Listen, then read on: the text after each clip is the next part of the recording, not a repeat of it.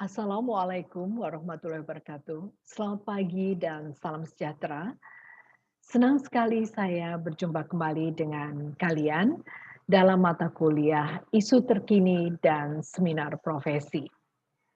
Saya senang sekali dapat berjumpa dengan Anda pada tahun 2021 ini dan saya berharap kita semua dapat menjalankan tugas-tugas kita dengan baik dan berhasil di tahun 2021 ini. Dan kita juga terus berdoa semoga pandemi lekas berlalu. Tetapi sebagai public health profesional, Anda juga mesti tahu bahwa virus-virus akan terus bermunculan. Bakteri-bakteri juga akan terus bermunculan. Karena itu, sebagai public health profesional, kita harus tahu bahwa teknologi digital adalah masa depan kita. Kita tidak bisa lagi kembali seperti dulu, di mana dengan mudah kita dapat melakukan kerumunan, dengan mudah kita dapat melaksanakan sekolah atau kuliah tatap muka. Kita tidak bisa lagi seperti dahulu. Itu yang mesti kita sadari dan bisa kita ambil hikmah dalam pandemi COVID-19 ini. Saya share screen sebentar.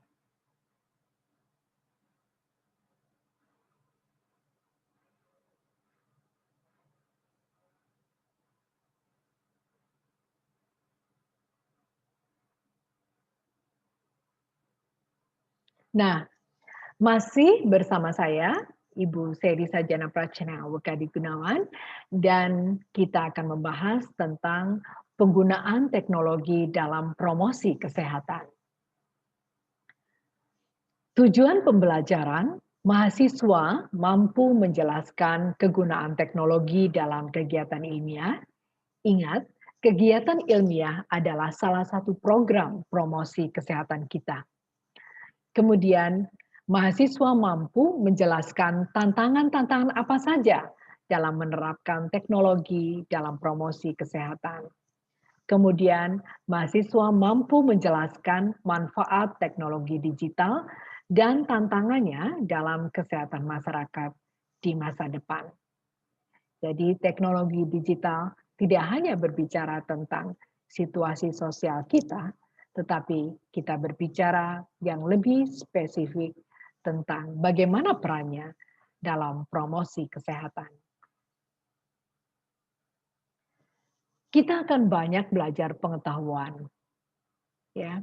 Jadi kalau kita mengenal teori Lorentz Green, kita mengenal predisposing factors, enabling factors, dan reinforcing factors, maka kita melihat dalam teori Lorentz Green, pengetahuan mengambil faktor utama dalam terjadinya perubahan perilaku.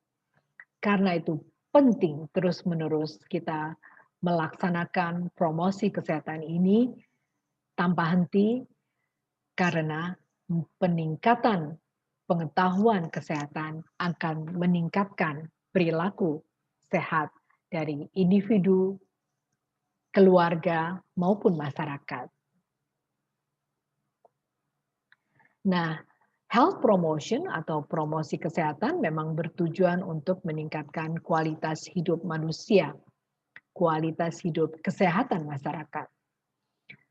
Orang tidak lagi berpikir asal kenyang saat makan, tetapi ingin makan untuk lebih sehat. Itu yang seharusnya. Pada masa pandemi ini, kita juga kembali diingatkan untuk makan, makan, makan. Karena dengan makan, maka meningkatkan kekebalan tubuh kita. Suatu pesan yang sempat kurang terdengar di masa-masa sebelum pandemi. Dahulu atau pada saat sekarang mungkin juga, orang berolahraga tidak untuk sehat. Orang berolahraga untuk mendapatkan penampilan tubuh yang jauh lebih baik. Ya. Dan kadangkala mereka berupaya sangat keras sehingga otot-otot tubuh mereka terbentuk, tetapi juga ternyata itu juga tidak baik bagi kesehatan mereka. Anda mungkin pernah mengingat bagaimana seseorang ya artis ya, suami Bunga Cinta Lestari mungkin, yang dia berolahraga untuk meningkatkan kapasitas ototnya, tetapi kemudian ternyata itu tidak berpengaruh baik terhadap organ jantungnya. Sehingga jantungnya berupaya lebih keras, sehingga pada saatnya ternyata berhenti berdetak. Ya. Jadi Anda bisa melihat bahwa ternyata berolahraga pun pada suatu masa tidak dianggap atau bisa berpengaruh pada tubuh kita kurang baik. Maka bagaimana berolahraga untuk sehat? Ya. Kemudian orang makan. Apakah orang makan untuk sehat? Kita pernah atau sering tergoda ketika teman-teman kita membagi status-status mereka tentang makan makanan di pinggir jalan, di tepi got, ya, atau agak ada istilah amigos, agak minggir got sedikit, ya. Kemudian mereka seperti men-challenge kekebalan tubuh mereka sendiri, bahwa mereka tetap sehat meskipun makan di pinggir-pinggir jalan yang mungkin saja cara mereka menyajikan makanan itu tidak sehat.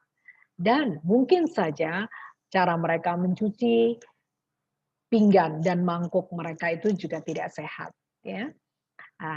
Nah, kemudian ada juga yang lainnya, kelompok yang lainnya yang ingin dianggap sebagai kelompok sosial tertentu. Oh, aku akan dianggap sebagai status sosial yang tinggi kalau aku makan makanan yang di restoran dan makanan-makanan yang mahal. Ya. Jadi makan tidak untuk sehat tetapi juga untuk meningkatkan gengsi mereka. Itu terjadi, ya. Dan tugas dari sarjana kesehatan masyarakat adalah mengingatkan itu, bahwa makan harus untuk sehat, ya. Kemudian ada yang mengatakan bahwa bekerja untuk dapat mengakses kesehatan. Kalau aku kaya, aku punya uang, maka aku mudah ke rumah sakit, gitu ya. Nah, sementara bekerja itu bisa menyebabkan Anda stres kalau Anda lupa waktu, lupa makan, lupa untuk menjaga diri sendiri. Ya, bekerja menjadi stres dan kemudian itu justru menekan sistem kekebalan tubuh dan akhirnya mudah sakit. Ya. Ya, betul Anda dapat mengakses kesehatan pada saat Anda sakit dengan bekerja, yakni Anda dapat membayarnya, membayar biaya pelayanan kesehatan itu. Tetapi apakah itu yang kalian inginkan atau yang kita inginkan? Nah, Indonesia kita. Seperti yang kita ketahui bahwa Indonesia sangatlah luas. Ada 17.504 pulau di Indonesia.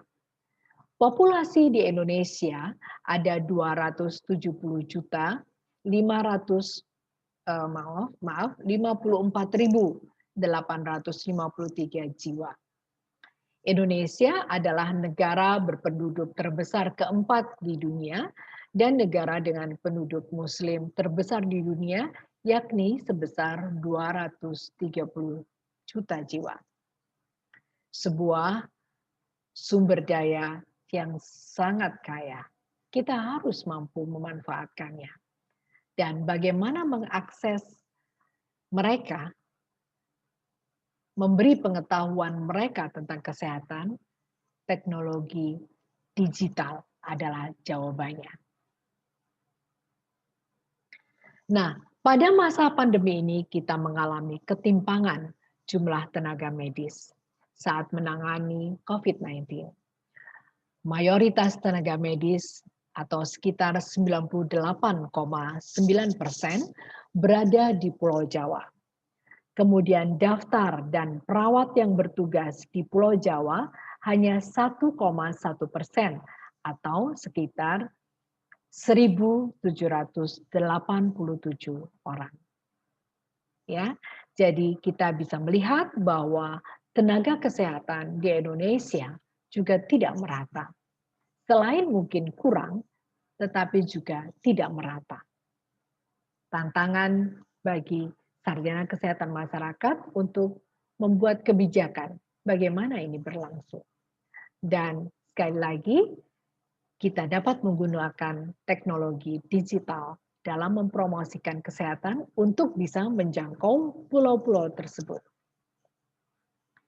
Nah, tantangan di Indonesia ke depan di masalah kesehatan adalah tingginya angka kematian bayi atau infant mortality rate dan angka kematian ibu atau maternal mortality rate.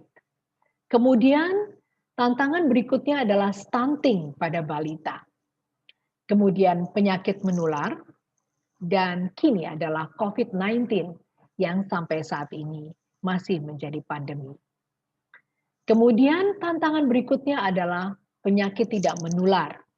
Contohnya penyakit jantung, diabetes, penyakit ginjal, penyakit-penyakit yang lain. Kemudian akses ke pelayanan kesehatan yang juga tidak mudah, baik secara keuangan, juga akses mereka karena lokasi dari pelayanan kesehatan seperti puskesmas atau rumah sakit juga sangat jauh dari rumah atau tempat mereka bermukim. Nah, kemudian tantangan berikutnya adalah jaminan kesehatan nasional atau JKN, ya. Jadi kita bisa melihat bahwa mengapa ada BPJS, ya, itu digunakan agar semua masyarakat Indonesia dapat mengakses pelayanan kesehatan dengan baik. Ya, jadi kalau terjadi sesuatu yang membutuhkan biaya yang besar, kalau mereka punya asuransi dalam hal ini BPJS, maka mereka dapat diatasi. Kemudian Anda bisa melihat dari masalah di slide-slide sebelumnya, kita tahu bahwa promosi kesehatan amatlah penting. Teknologi tepat guna, teknologi digital diperlukan untuk menjawab tantangan dan memecahkan masalah kesehatan masyarakat di Indonesia. Belum lagi masa pandemi ini perlu sekali kita beri perhatian. Mengapa? Beberapa puskesmas kemudian mengalami perlambatan saat harus melayani ibu-ibu yang sedang hamil. Orang-orang yang harus mendapat pengobatan pada penyakit-penyakit tuberkulosis misalnya, pada masa pandemi ini mengalami penurunan pelayanan. Ya. Health promotion enhances the quality of life for people by focusing on prevention. Health promotion reduces the cost, both financial and human. Jadi, promosi kesehatan berfokus pada program-program pencegahan dan adanya health promotion akan mengurangi pembiayaan, baik keuangan dan juga biaya manusianya. Ya, manusianya kalau pekerja manusia jadinya akan cost-nya akan berkurang. Penggunaan teknologi di masa pandemi dan yang akan datang. Pandemi COVID-19 memberi pelajaran pada kita semua untuk terpaksa belajar menggunakan gadget dan mempelajari beragam aplikasi. Keluarga-keluarga yang dahulu melarang anak-anak mereka menggunakan handphone dan laptop, sekarang mereka berjuang, berusaha mengusahakan anak-anaknya mempunyai laptop dan gadget atau handphone supaya mereka dapat belajar di rumah. Kemudian masa pandemi ini juga mengajarkan pada kita bagaimana belajar di rumah bagi para siswa dan bagaimana para orang tua juga bekerja dari rumah. Para dokter juga mempunyai aplikasi sekarang bagaimana mereka untuk berkonsultasi jarak jauh, ya. Kemudian ada biaya di situ. Jadi ada dokter umum yang hanya membayar 90.000 per sesi konsultasi, atau dokter spesialis yang membayar 150.000 sampai 250.000 per sesi konsultasi. Ya, Anda bisa menemukannya di banyak aplikasi. Nah, ini yang terjadi, situasi di masa pandemi, work from home. Ya, saya, orang tua Anda, bekerja dari rumah. Meskipun saya sesekali juga berada di kampus untuk kepentingan tertentu, terutama kepentingan yang mendesak. Ya. Kemudian dalam situasi di masa pandemi ini kita juga mengalami pendidikan jarak jauh. Kalian, anak-anak ibu, juga pendidikan jarak jauh. Saya pun akhirnya menjadi guru di rumah bagi anak-anak saya. Dan buat saya itu adalah pengalaman baru dan buat saya juga sangat menyenangkan. Tantangan baru selalu menyenangkan, bukan?